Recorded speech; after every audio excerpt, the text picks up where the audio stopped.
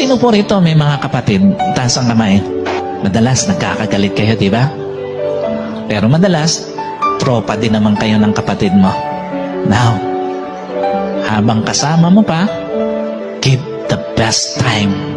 Enjoy life with your siblings. Enjoy nyo na yung buhay nyo. Okay na yung nagkagalit kayo, nagkatampuhan doon sa mga nakaraan, pero itong mga time na ito, enjoy nyo na magkasama kayo. Yung the best time you can offer to your siblings, bigay mo na.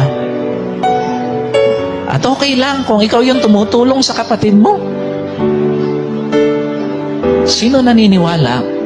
Blessing yon na nakakatulong ka sa kapatid mo. Naniniwala pa? Huwag mong tingnan, nakakabigatan yun, no? Give the best life you can offer to your siblings.